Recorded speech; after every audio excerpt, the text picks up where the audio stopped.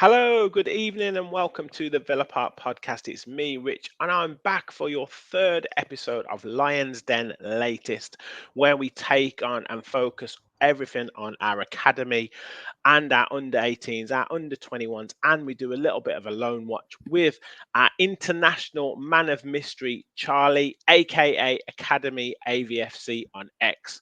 Charlie, how are you doing, my friend? You actually were itching to do this show because there has been lots of good stuff happening with the under 18s, under 21s over the last few weeks. Yeah, really exciting time to be talking about the academy. A week out from our first UEFA Youth League campaign.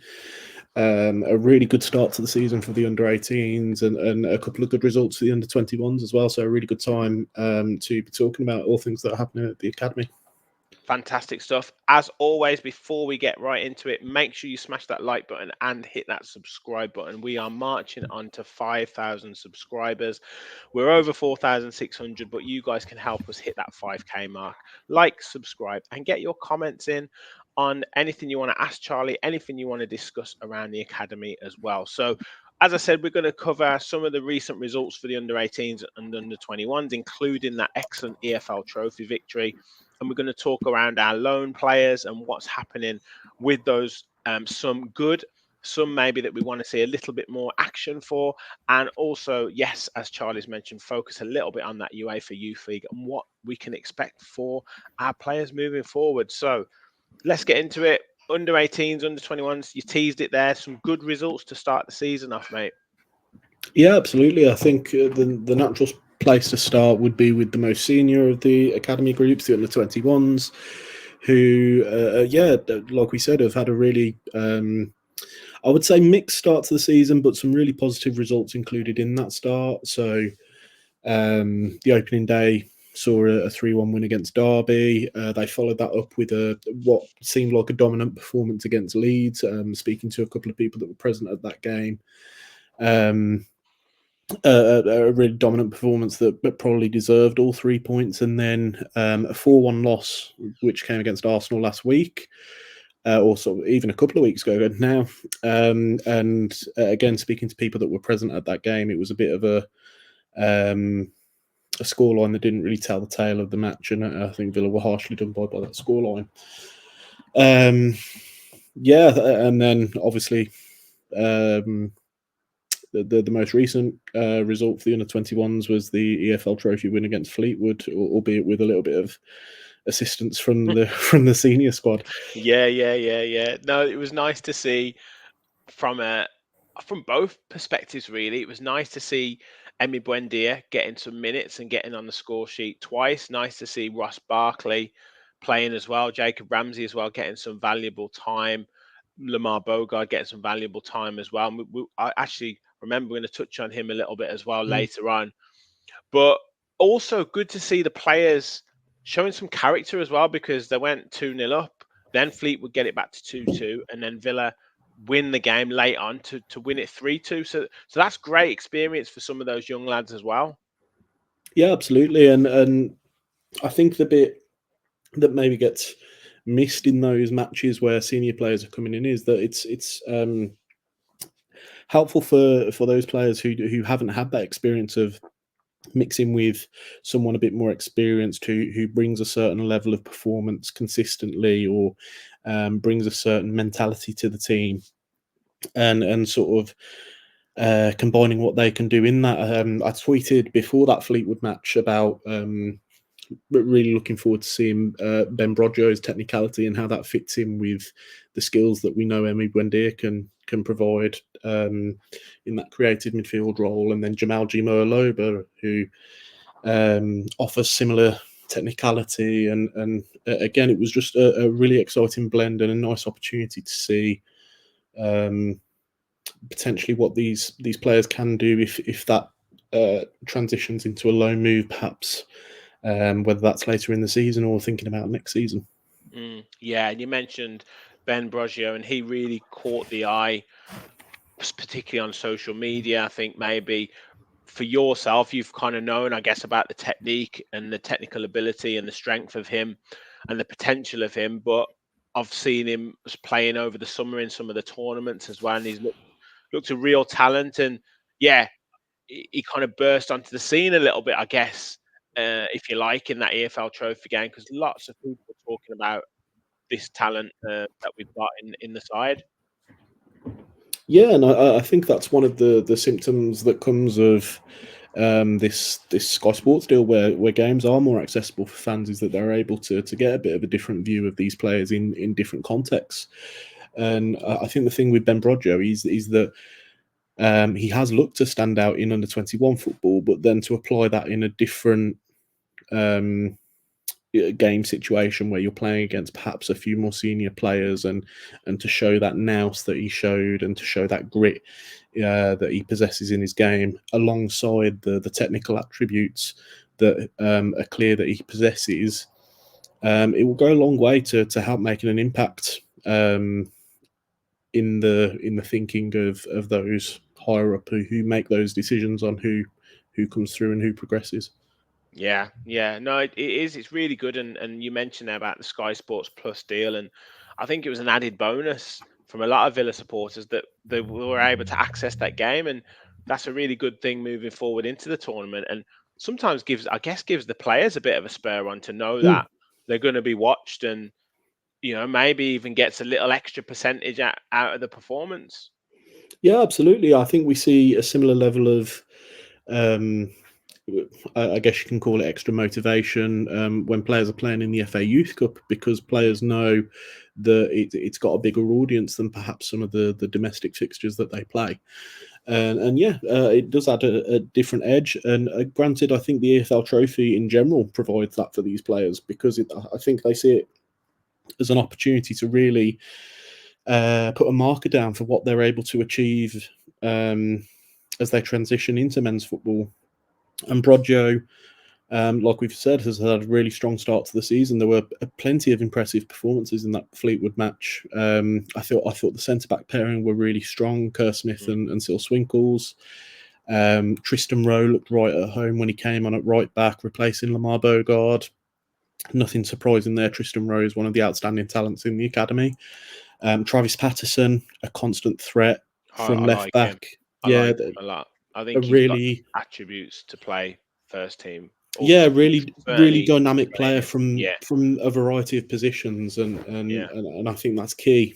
Um, and so yeah, coming away from that, uh, from my position, I look at these matches as sort of wanting the players to kind of justify what you see week in, week out, and to implement that to get something more of a statement result. And when you pick up wins in these competitions, it does provide that statement. And I was really impressed with what I saw.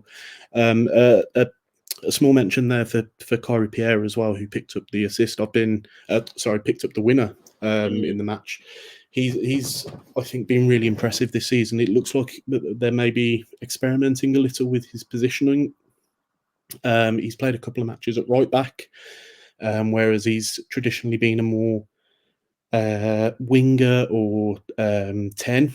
And so that's been interesting to see. And again, he's looked right at home in that position. So it's testament to his qualities that he's able to make that transition pretty smoothly. excellent. And who's up next for them in this EFL Trophy?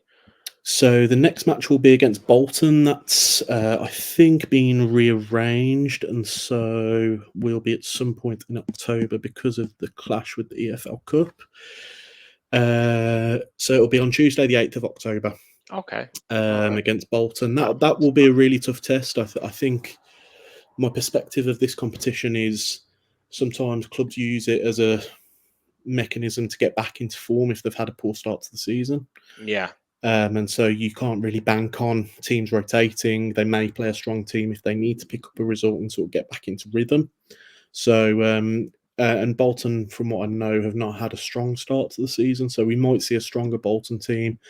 I think Bolton beat Barrow in their opening game and are currently 1 goal above Villa in the group stage table. okay, okay. So that'll be very very interesting game then, and another real test for for the young lads, because that is, a big club, Bolton Wanderers, very, very big club, and they will carry a big squad regardless, because I'm pretty sure that they will be gunning for promotion out of that league. So they'll carry a pretty strong squad, even though they have had a fairly poor start to the season. So we'll definitely keep an eye on that one coming through in October. Little touch on the under 18s. You mentioned a strong start from them. Who's kind of stood out for them, and might be then utilised for the older age category later on down the line? So just quickly to mention, it's been an unbeaten start to the season. 4 matches played, 2 wins, 2 draws, including a goalless draw in the Premier League Under-18 Cup against Wolves. I think the standout probably would have to go to Trayvon Mully, who scored the winner in the opening game at Reading, and then picked up a second consecutive goal in the 1-1 draw with Norwich the week after. And then the most recent match was a really impressive kind of fight back performance against Southampton, where we went behind twice in the match. And then Brad Burrows, Mason Kocher, and Elijah Briscoe, who's an interesting one that I'll elaborate on in just a moment. But those players are the ones who you kind of look at and will be hoping for a high level of performance from. Max Jenner has scored for England under 17s, I believe, on this international break. He's featuring quite a bit for the under 18s following his move from West Brom in the summer. And so, it's been a really impressive start. To be sitting 4th in the table and looking at the table, it's hard to ignore some of the teams that are above them. Arsenal always really strong at this level. Spurs always really strong at this level. So to be sitting alongside those teams at this early point in the season, it is something to look at and be proud of from that first spell of games. Fantastic. And Mason Kocher was quite a highly coveted signing that you mentioned, I think either episode 1 or episode 2 of our Lions Den latest, and we've managed to capture his signature. So I think, was it Sunderland he was at, or Arsenal he was at? Am I right in saying that? Yeah, he was at Sunderland, and then without a club for around a year while clubs were signed, kind of negotiating with Sunderland on what the compensation fee they would be owed and how that would be paid. So he's had trials at various other clubs, and from what I can gather, has impressed. Obviously, we're the ones who've now captured that signature, and so that should be something to benefit Villa. He has been featuring for the under 18s, and I kind of see that as a bit of a transition thing, allow him to play some perhaps less important fixtures, allow himself to get on the ground, make some relationships with players. And I think we'll start to see Mason Kocher be a little bit more involved. In fact, he came on in the EFL Trophy. And so it'll be interesting to see how his role changes throughout the rest of the season. And I'm sure we'll see him step up into the under-21s a bit more frequently. Well, we will be watching him closely on this show, definitely. And so, like you say, really positive start for the youngsters, and like I say, it's great to see them getting extra coverage, and we're hopefully highlighting some of these players through yourself on this channel at least once a month, talking around the how they're getting on and what they're doing. We also have hopefully players transitioning into the first team, and we have players out on loan at various first teams. So a little bit of a focus on some of those players now. But like I said, Lamar Bogard, I don't know how much he would have known about this until maybe a day or two before the last Premier League game against Leicester City, but thrust right into the spotlight. Unai Emery had obviously talked him up after some of his performances in pre-season. First of all, how pleased were you that he was actually not only named in the squad, which he has been on a number of occasions, but actually starting at right back in the Premier League against Leicester City? Ecstatic. As someone who is well aware of the talent Lamar can bring into this squad, and what he's able to do on the pitch, and the versatility that he can offer, and the talent, like saying the qualities that he has. for him to have sort of grinded away the way he has done with the under-21s and to have made that impact, and to almost earn this as some would see it as the culmination of the journey, but this is really the start of the journey. And yeah, just really delighted. I think you get the sense sometimes from looking at his social media that he can sometimes be a bit or feel a bit disillusioned with the fact that he's having these impressive performances for the under-21s and has this clear level of talent, but perhaps sometimes doesn't get recognition. And so yeah, it felt really satisfying to see him come in, and I thought do a more than respectable job with what he did against Leicester. Yeah, I mean, I tweeted out, I think it was Total Villa, quite a big X account, and asked him how people thought he got on. And I tweeted out, I thought he really grew into the game. I was really impressed as how he wanted to drive with the ball forward, and he took that confidence really well, because many players, and we saw this with him in pre-season, particularly in those away fixtures abroad, that he's not scared to drive with the ball forward and take those risks. And I was really pleased that he did that in the Premier League game, because a lot of times a young player can just play it safe, just play the easy pass like sideways or backwards. But he wanted to take the ball forwards. Now that does mean that he gave the ball away a couple of times, but in Unai Emery's mind, he would probably like that, because he is trying to be expansive. He's trying to do what he's been told to do, I would imagine. And then he might be a little bit disappointed with the fact that he got beaten for the goal, but against a very, very good, a very tricky winger. But all in all, I think a very, very solid debut, and something to build on. Definitely something to where the manager, I think, would have been satisfied with his performance, and certainly not afraid to put him in that situation again. Yeah, absolutely, and I think people are doing a bit of a disservice to the task that he had. I think it's a bit of a baptism of fire coming in against Jordan Ayew, a seasoned Premier League winger who I thought he dealt with magnificently for the time that Ayew was on the pitch, and indeed he had to be subbed. And then they bring on Mavididi, who was one of the best performers in the Championship last season, and so I think people will look at Leicester and say he should be performing a little bit better. We should be striving to keep clean sheets against a team of that ilk. But to be a player on debut in the Premier League and coming up against strong, technical, tricky wingers, I think he did a more than serviceable job. You mentioned there a couple of the things in possession.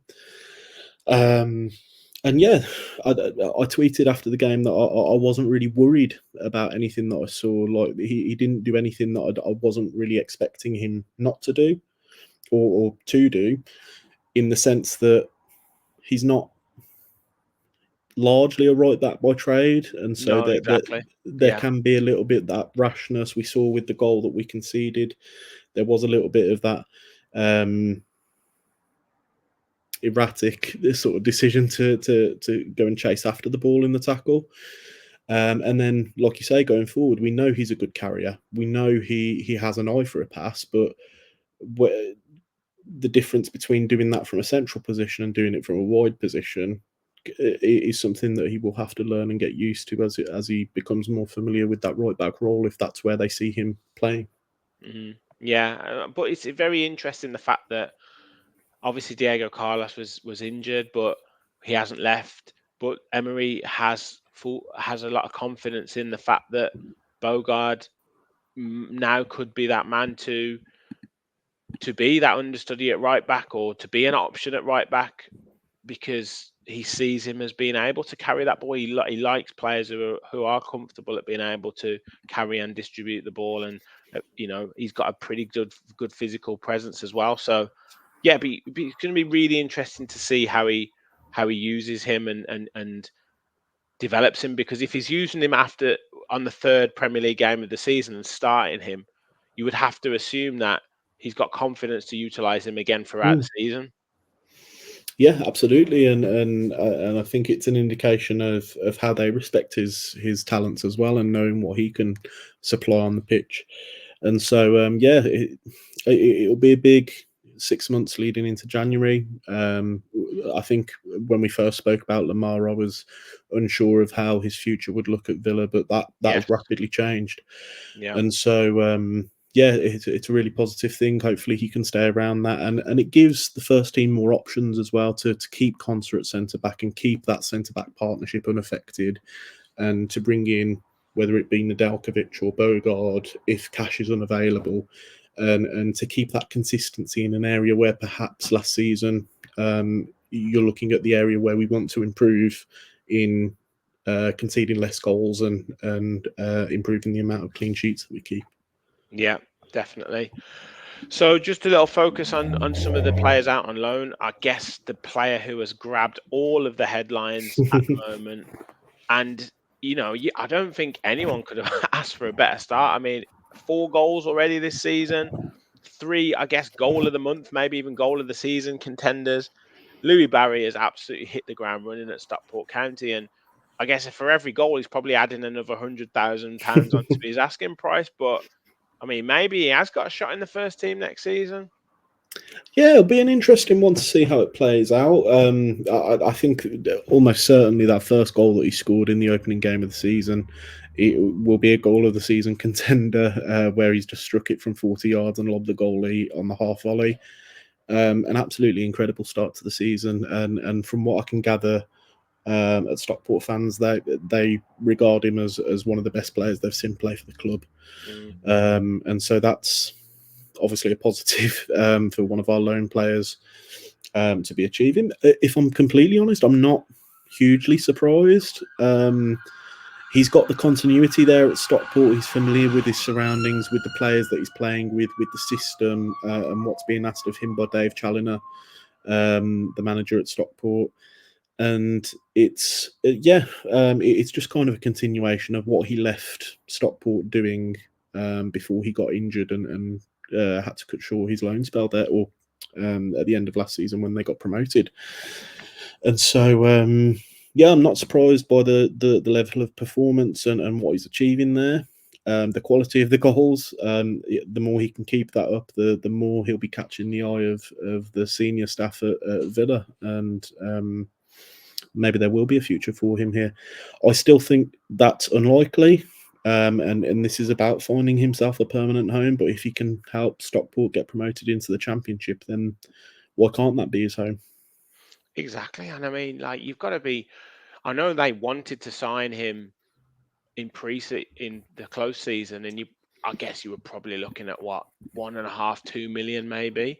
But if he gets another season where if he stays fit and he carries on at this rate, you're talking 20 goals, especially if they get promoted. Yeah, you've got to be talking 8 to 10 million, haven't you?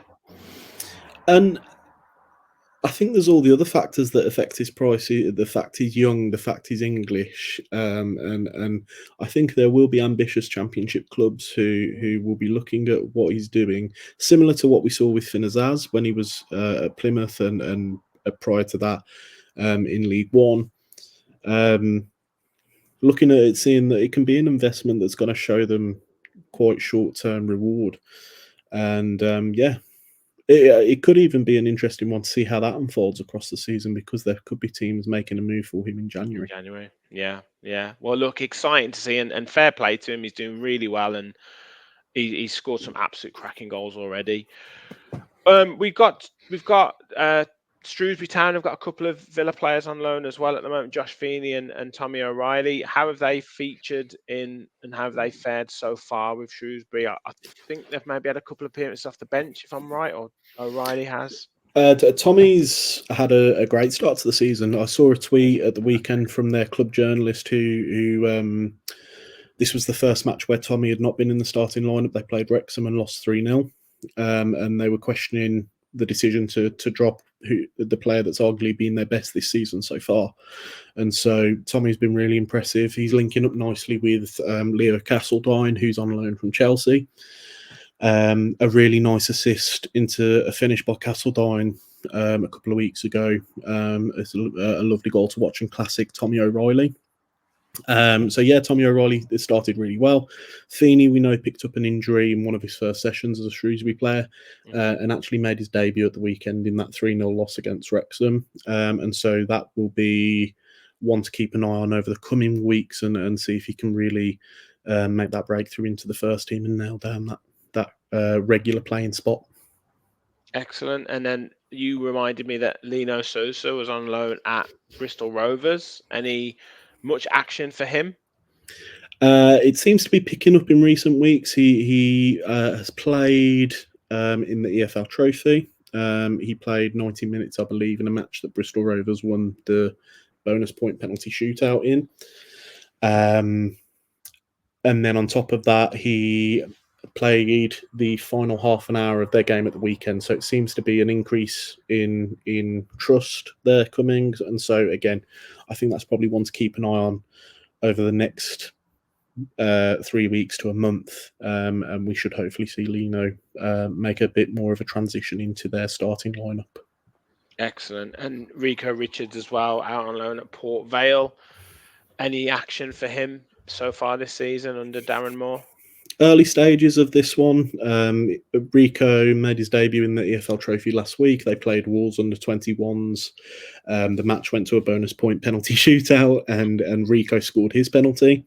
So yeah, that's a nice start. I always look at those early moments, and albeit it's not a hugely important one for Port Vale in the EFL Trophy in a penalty shootout, but to get a nice positive affirmation when you score a penalty, the first opportunity to make an impact like that, always nice to get off to a good start. Port Vale won big at the weekend. I think they beat Newport 4-1. Yes. Rico came on with about half hour to play in that one. So again, sort of game state allowed them to put on one of their players who needs probably a bit more game time to get up to speed. And like we said with the past couple, I think this will be one to watch over the next month or so, and we should hopefully see Rico take a bit more of part in that first 11. We can't ignore that Rico was starting games and featuring heavily for Stockport in their League Two promotion season, and so I would expect for him to be able to achieve that with Port Vale too. Sure. And then finally, we've got a few lads on loan at Real Union as part of the partnership. I am going to try and share my screen because you have very kindly sent me an image or a video, sorry, of James Wright, is it, who That's a made double a save. double save. So let me just show everyone this, and he's doing fantastically well. So yeah, this was his first appearance at Real Union. You can see there an amazing double save to help pick up a 2-1 win over Osasuna B at the weekend. That's his debut, and so again, nice to make those kind of impacts early on to help reaffirm to the manager that they can trust you. Finn Munro also made his debut at the weekend, coming on in the second half of that match. So again, nice to get that thought in the manager's mindset that they can trust these players and have been part of positive results. I saw actually a couple of comments from Real Union fans that they don't tend to win when they play Osasuna B. They don't tend to do very well at their stadium, and so I think they're seeing it as a bit of a change in fortune that they've managed to do that, and it's nice for our players to be a part of that. Yamar Mascara, the young Colombian defender who we've just recently acquired, yet to make his debut, but has featured in a couple of matchday squads since joining Real Union on loan. So again, I think that's going to be more of a mid to long term kind of impact that we see over the course of the season, but we should hopefully see him get some game time soon. Fantastic stuff. Before we move on, I just want to mention for everyone to hit that like and subscribe button. We are on the road to 5,000 subscribers, so you can help us hit that number by liking and subscribing. If you're new to the channel, this is the Lions Den latest show with Charlie, aka Academy AVFC on X, and he gives us this valuable insight. Nobody covers the under 18s and under 21s and youth players out on loan as much as this man, and it's a valuable insight into what is going on at the club and beyond in terms of the players out on loan. So please like, please subscribe, and help us continue to bring these shows to you. So we just want to move slight pivot to something slightly different before we come back into talking around the upcoming UEFA Youth League. But you have caused quite a stir on X or on social media, Charlie, after the announcement of the Champions League prices, and it's raised a big discussion on Twitter, as many times it does, as many subjects do, both, and it always seems to be there's always a right or a wrong, and there's never, and most of the time there's some form of middle ground. But just want to talk us through kind of what drove you to kind of take the action that you have, what that action is, and then kind of what's happening with the Everton game upcoming on Saturday. So yeah, I think first and foremost, I want to reiterate that this is something that isn't directed at the owners of the club. This isn't something that's directed in any way, shape, or form at the players or the team on the pitch. I think the way we have to look at this is that Villa Park is the ground in which we are able to raise our voice and use our unified voice to send a message to people when they're not able to take part in fan advisory board meetings. And so this is a message to the people that make those decisions that are really impacting and neglecting some of the fans who have been through, quite frankly, some torrid times supporting the club for a long period of time. And then at the moment that you come to reach the crowning point of that journey that you want to experience and have fought all this time to experience, you're told, right, okay, here's another £30 for you to spend on top of all the money that you're spending in the Premier League, 3 consecutive season ticket price rises, and the decline of facilities and decrease in facilities that you are able to access in those times as well. And so this isn't something that's immediate. This isn't something really that's born out of specifically the Champions League price ticket, Champions League price debate. I think this is a frustration that's shared among a lot of fans that for a long time you're making decisions with questionable faith, with rising ticket prices, and cutting the whole upper concourse in half, saying you can't access the middle part of the Holt anymore, monetizing the Holt suite, overlooking general admission waiting list to increase the areas that hospitality can be offered in the ground, 3,000 less season ticket holders as a result of that. And so this is something born out of a shared frustration in my own belief, but in a lot of fans' belief, that I think the core of our working class support is being commodified in that loyalty isn't something that can be taken for granted by the club. Loyalty is something that is earned and should be respected within the fan base, and that isn't something off which I believe and a lot of fans would believe to be profited off.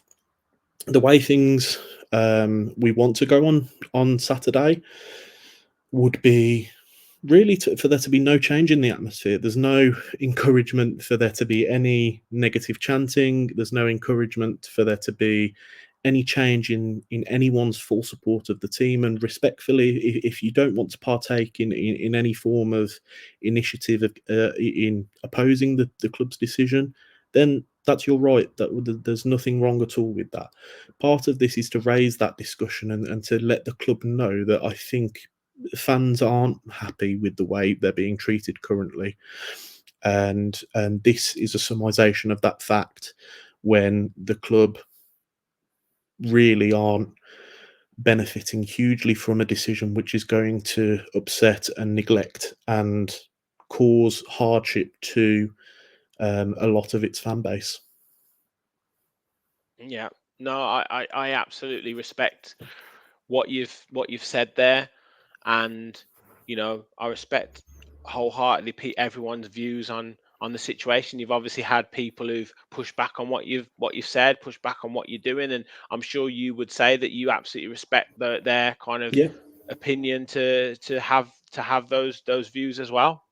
Yeah, look, at the end of the day, we're all Villa fans. We all support the club in our own way, and that's the key thing to remember. We all want what's best for the club. In this situation, I believe myself and the people who want to partake in what we have planned on Saturday genuinely want the best for the fan base in this situation, and that goes for every single person that enters Villa Park, every single person who wants to buy a match ticket. It's about keeping the club as open to everyone as possible, and in a cost of living crisis, in some of the worst social situations or social climate that a lot of people will experience in their lifetime, they're making decisions which are making it harder for people to support their club. Mhm. And what? So obviously you're looking at kind of whether people call it a protest, whether people call it taking a stand, maybe whether people talk like you said, you want people to take notice, or the people who make the decisions to take notice. What do you hope to kind of achieve from this moving forwards? What do you want them to kind of take on board? So I think the message is about um, refusing to accept an ignorance of fans' loyalty, and like I said before, commodifying that loyalty and taking it for granted. We've or the club have exhausted, or the club's fans have exhausted the mediums in which have been set up to question those decisions, and the people responsible for those decisions do not turn up in the fan advisory board meetings, which are implemented by the Premier League as necessary. The people who make these decisions do not turn up to those meetings, so it is impossible for those questions to be raised respectfully and answered. And if they're not prepared to turn up to those meetings, then unfortunately, this is the type of statement you have to make in public. And um, I would like to reinforce that we're not encouraging anyone to um, change their support of their team. We're encouraging people to send a message to the people that make these, whether you call them marketing decisions or commercial decisions or ticketing decisions, that I think a lot of fans, like I say, are unhappy with the way things are trending at the moment within the club's treatment of its supporters. Yeah, I think the club's just glad you haven't mentioned cabbages this time round. But That yeah, might look, go on. that might be the next one to maybe get people to raise a cabbage. If we get Blackpool in the FA Cup or something, maybe. But yeah, look, like I say, I totally respect. And we were chatting earlier, and we had quite a robust discussion on it last week. Sam had his views, Kevin had his views, I had my views, and my situation is, look, I think everyone was of the opinion that the pricing is ridiculous, and it is extremely high, and is, like you say, kind of taking advantage of people, in the fact that there's almost like a no option situation. Kev likened it to the fact of, you're at an airport, there's only one cafe, Mhm. and you either go hungry and not eat, or you choose to eat the sandwich that's going to cost you 15 quid. And that is kind of almost like an exploitation part of it, because they know that Villa fans are going to pay the price to go and watch games, and that there is a situation where it is, at the moment, something that we haven't experienced for 40 odd years, a Champions League game. So that there is that element of it. My perspective from it is that, I totally agree with you. The facilities haven't improved, haven't changed, and yet we're asked to pay more for less facilities. So, from a value proposition element, it was more expensive. It's more expensive anyway for a Premier League game for less, and now they're asking us to pay more money for a Champions League game, albeit a Champions League game, but with the same facilities on offer. So, had they offered maybe something at the premium price, at the top price, like a free pint, or not a free pint, a pint included in the ticket price, and a program or something like that, that might have offset some of the costing, then I think that might have been an easier pill for fans to swallow. But as it stands, we are where we are at the moment, and yeah, I do think that if people are going to take a stand and show the club that they're not happy, then like you said, that I know people have said there's maybe other ways of doing it, but this is the way that you've chosen to do it, and I respect that, Charlie. And what I would just again like to add on to what you're saying there is I think fans would look at this situation as an as an opportunity for the club to not necessarily repay or reward that loyalty, but as an opportunity to make an investment into fans' loyalty and show a bit of goodwill for all of the things that fans have suffered through, like we've mentioned there, the decline in facilities, or whether that be removing access free of charge to the Holt Suite, where people formed part of their regular match day routine, or whether that be changing the way in which people access the ground, removing physical season tickets as an option. And these are all things that fans are happy to accept while the product on the pitch is good. And it now feels as though the club are hiding behind that as an excuse to continue to exponentially rise these ticket prices. Let's not forget, this isn't just, and again, I want to reinforce that this is not about season ticket holders. This is not about one particular area of our fan base. This is about everyone.